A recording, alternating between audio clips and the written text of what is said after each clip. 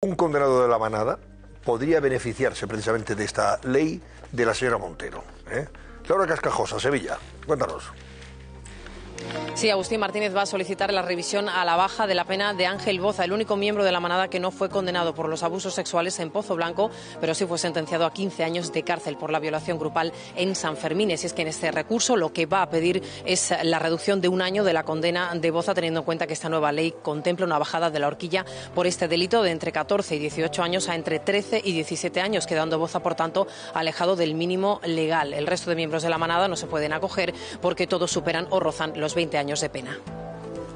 Bueno, pues ya ven ustedes, ya lo advirtió Agustín Martínez, que es abogado de estos condenados por aquel hecho en los Sanfermines de Pamplona. Agustín, buenas noches. Muy buenas noches, don Antonio. Y vamos a ver, uno de ellos, Ángel Boza, nos contaba nuestra compañera, podría beneficiarse de este bodrio jurídico perpetrado por la ministra Montero y el resto del gobierno. Bueno, yo entiendo que efectivamente es así como consecuencia de la aplicación de la ley.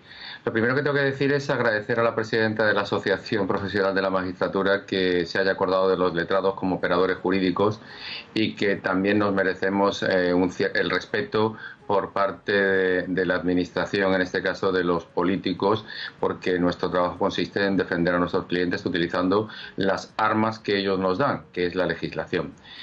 En relación con efectivamente con este asunto, hemos querido, fíjese, que, como usted bien ha dicho y se ha estado sistemáticamente contando, esta ley es fruto de una reacción por parte de los políticos, y en este caso de la señora Montero, con relación al procedimiento que dio pie en Pamplona al asunto de la manada. Pues bien, como usted ha adelantado, pues yo efectivamente desde el momento en el que salió la ley observé algo que es absolutamente claro: se habían reducido de manera inexplicable los mínimos de las penas. ¿Y eso qué lleva consigo? Pues evidentemente lleva consigo una posición favorable para aquellos presos que han sido, aquellos condenados que lo han sido en los estadios menores de la pena. Tendría que explicar la señora Montero cuál es el criterio de política criminal que ha seguido para disminuir los mínimos, porque es que a mí se me escapa. ¿Por qué se defiende mejor a las mujeres cuando un delito de acceso carnal con penetración antes estaba condenado entre 6 y 12 años y ahora la señora Montero ha decidido que sean entre 4 y 12? ¡Qué barbaridad! ¡Qué barbaridad! Pero fíjese, porque ustedes están haciendo mucha incidencia, como no puede ser de otra manera, en el hecho de que las personas se van a reformar las penas ya dictadas. Pero, oiga, es que hay que explicarle a todas las mujeres de este país que si mañana son agredidas sexualmente con acceso carnal, la señora Montero ha decidido que un tribunal las puede condenar a 4 años en lugar de a 6, porque ella ha entendido que es así. Y, oiga, ¿así se mejora la situación de las mujeres? ¿Esa es la mejor protección que la señora Montero se le ha ocurrido hacer a las mujeres? ¿Reducir la pena mínima y mantener la pena máxima porque efectivamente corrigieron uno de los anteproyectos y se tuvieron que adaptar a lo que el Consejo General del Poder Judicial les dijo? Hombre, como reduzcan ya las penas máximas, ya el pan es con 3 tortas. Es inexplicable. Es inexplicable que esta señora lo que ha hecho ahora, y permítame la butad, es buscar el nicho de votos en aquellos agresores sexuales que ven que con ella la pena es menor. Entonces, oiga, le tocarán las palmas. Como bien decía un compañero, nadie es mejor abogado de las personas que han sido condenadas por un delito de agresión sexual que la señora Montero. Por mucho que se revista y por muchos golpes de pecho que dé, es absolutamente injustificable. Por lo tanto, más allá, fíjense, más allá de la revisión de las condenas y más allá de la gravedad que pueda suponer la aplicación de esta ley, es que el futuro, señoras, mujeres de España, es que la señora Montero va a conseguir que cualquier agresión sexual resulte mucho más barata. No, esa es la consecuencia que está teniendo ya esto. Eso ya lo está teniendo, a la vista de cómo hasta 5 condenados por agresión sexual han salido ya en libertad y hay otros 9 casos que sepamos que se han revisado ya y que han rebajado la pena, la condena que tenían. En otros 9 casos. Insisto, con carácter retroactivo y a futuro. Sí. A futuro también, porque evidentemente a futuro la condena va a ser menor. Pero fíjese, señor Antonio, don Antonio, que es curioso. Es curiosa esta afición que tiene determinadas formaciones de izquierda en sacar violadores a la calle. ¿Recuerdan ustedes la doctrina Parot? Sí, lo hemos comentado anteriormente. Pues la doctrina Parot fue exactamente el primer aldabonazo para, con una interpretación que muy extensiva de derecho, hizo que determinados violadores, que después, por supuesto, fueron a reincidir en un porcentaje altísimo, fueran puestos en libertad en las calles. Y curiosamente, ante la algarabía y alborozo de buena parte de la izquierda de este país, cuando menos sintomático y sorprendente. En el caso de su defendido, Boza, ¿cuántos años tiene de condena y cuánto se va a quedar a partir de la aplicación de esta ley de Montero? Yo se lo intento explicar de la manera más breve. La pena a la que están condenados la pena a la que está condenado en concreto es 15 años. Era 15 años teniendo en consideración que el Tribunal Supremo explicó a la hora de la individualización de la pena que al existir 2 agravantes y ser un delito continuado, la horquilla penal en la que se movía era entre 14 años, 3 meses y 1 día a 18 años, hasta una pena máxima de 18 años. Pues bien, con la reforma, ese mismo delito, en esas mismas circunstancias, que no se dejen engañar por cantos de sirena. He leído un artículo de un catedrático de Derecho Penal que ha colocado el bueno de Pablo Iglesias para defender a su expareja, pareja o madre de sus hijos, da exactamente igual. El mismo tipo delictivo ahora mismo pasa de 7 a 15 años en lugar de los 12 a 15 años en los que se encontraba anteriormente. Es decir, que la base cambia y a la hora de determinar la horquilla obviamente cambia también. Ahora la horquilla se convertiría, el Supremo, si tuviera que analizar este mismo asunto hoy, tendría que escribir negro sobre blanco que la horquilla va de 13 años y 1 día a 18. Como el Supremo indicó en su sentencia que, dadas las circunstancias del caso, la condena se acercaba al mínimo penal, es decir, de 14,3 a 15, ahora al reducir a 13, entiendo que cualquiera comprenderá que es una norma más favorable y que por lo tanto tiene que reducirse proporcionalmente la pena en esa proporción y acercarse a los 13 años, 9 meses, entre 13 años y 9 meses y 14. Claro. Pues tenía usted razón cuando advirtió de que esto podía pasar. Además, es que fue objeto de algunos debates en el Congreso. Algunas diputadas, algunas senadoras se lo hicieron saber a la señora Montero, decían que era propaganda de usted. Esto es propaganda machista del abogado de la manada, decían, en el Congreso, sí. Felicitaron. Bueno, pues al final, mire usted, se está cumpliendo. Pero fíjese, es que además hay 2 cuestiones que no me gustaría dejar de saltar. Primera, me sorprende que en este caso la presidenta de la asociación han sido contundentes, pero yo creo que todavía deberían ser más contundentes, porque resulta inadmisible e inaceptable que ningún ciudadano, menos un cargo político y menos un ministro, no insulte, sino que calumnie, o sea, cometa un delito de calumnias, indicando que están prevaricando los jueces porque no están cumpliendo con la ley. Eso, en derecho, se llama calumnia, imputar la comisión de un hecho delictivo. Y eso merece una querella criminal contra la señora, por la reincidencia, una querella por la comisión de un delito de calumnias por parte de la señora Montero. Y por último, decir que esto es, si me lo permiten, normal. La señora Ángela Rodríguez, secretaria PAN, alias PAM, secretaria de Estado de Igualdad, manifestó que su presencia en el gobierno, la presencia de todos ellos en el gobierno, era una anomalía. Y que esa anomalía iba a provocar, entre otras cosas, que por parte de su ministerio, se produjese una, y permítanme la expresión que es muy desagradable, diarrea legislativa.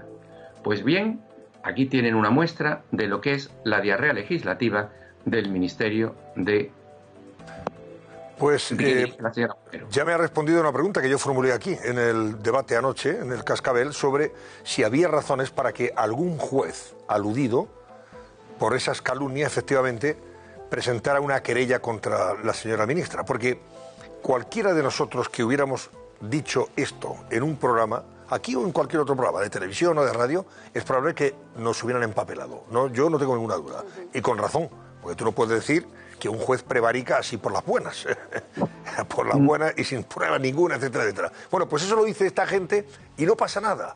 Y ningún juez parece que se siente aludido.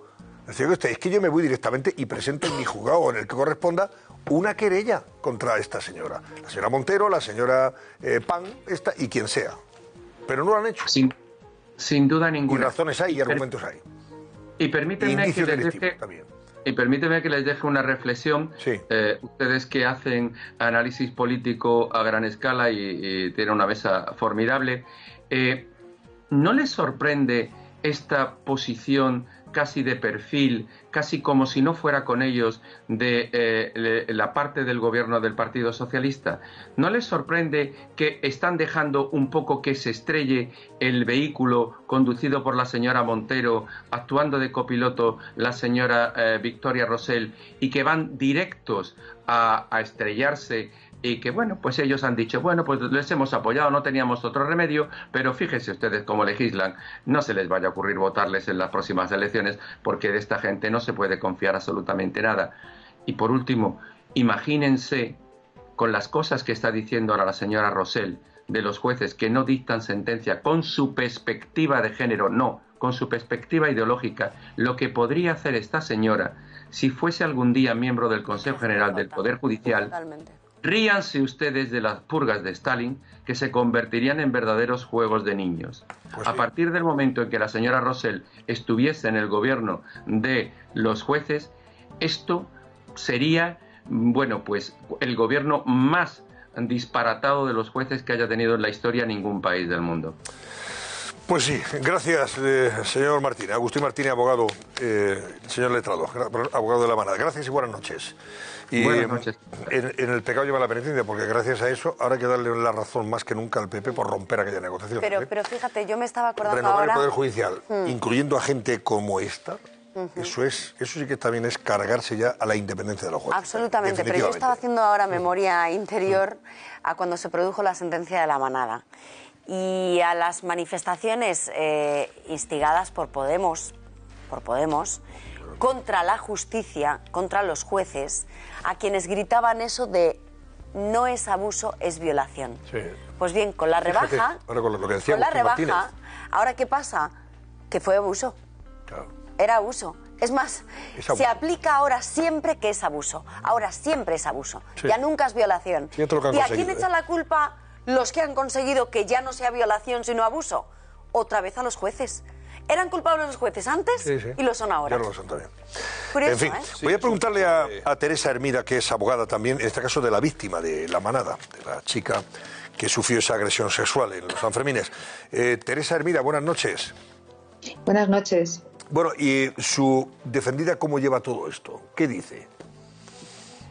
Pues mi defendida lleva todo esto con paciencia, con resignación y un poco pesarosa de la situación que se está produciendo. Y sobre todo cuando se ha enterado que uno de los que participó en aquellos hechos puede obtener esos beneficios penitenciarios, como lo decía su letrado, Agustín Martínez. Puede que lo consiga, efectivamente. Se ha enterado de esa situación y, lógicamente, por eso digo que está pesarosa. Está pesarosa porque ella en su interior pensaba que el objetivo de la ley era reforzar la protección de la víctima de delitos sexuales, y ese es el objetivo y está cumplido, pero este resquicio en la ley y esta situación que se está provocando puede que llegue el momento en que la deje un poco desamparada, en el sentido de que uno de sus violadores pueda salir a la calle antes de lo previsto. Bueno, de momento la ley está consiguiendo el objetivo contrario que perseguía, señora Hermida, y como nos decía antes su colega Martínez, es que, claro, tal y como está redactada, tal y como se ha elaborado esta ley, pues se ha conseguido efectivamente que lo que antes eran agresiones sexuales que se tenían un máximo de condena, José Ras, se vea reducida en 2 o 3 años, concretamente, sobre los máximos anteriores. Vamos a ver, yo vuelvo a repetir que el espíritu de la ley es el espíritu de la ley, que es reforzar la protección de la víctima de estos delitos sexuales, y que este resquicio en la ley, que es esta grieta que se ha producido, pues que tiene que ser solventada, y en eso tenemos nuestra esperanza.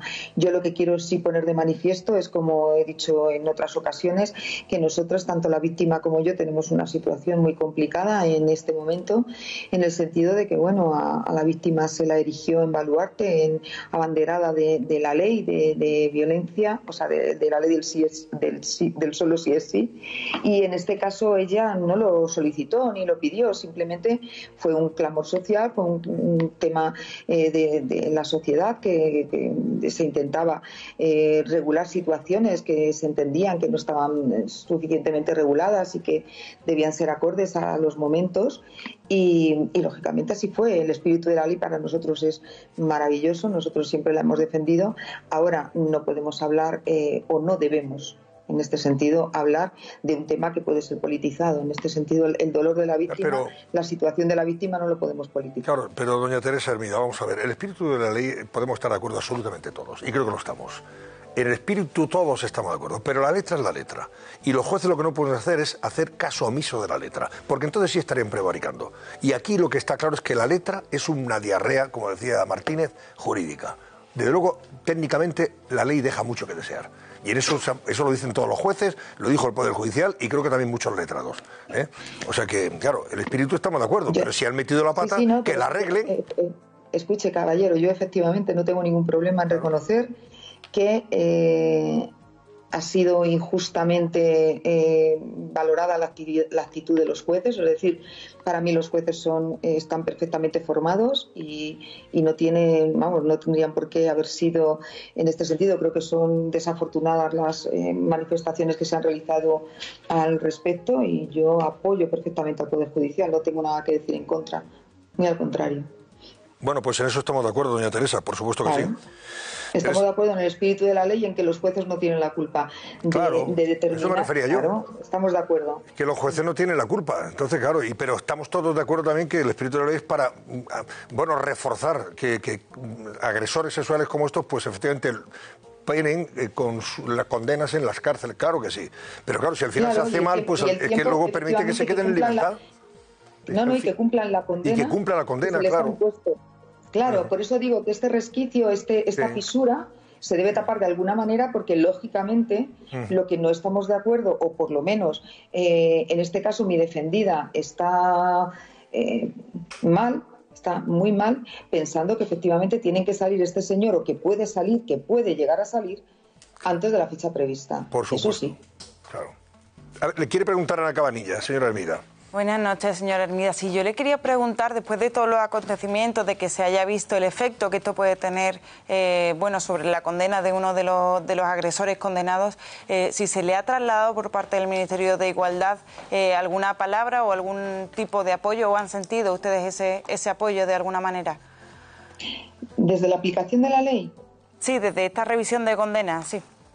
No. Esta nueva situación. No, de la revisión de condena, es que no se le ha revisado la condena todavía a ningún miembro de la manada.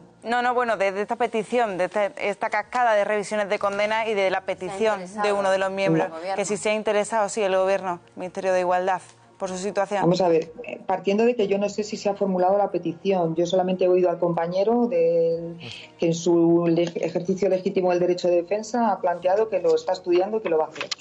Eso es la única noticia que tengo, no se ha notificado absolutamente nada más.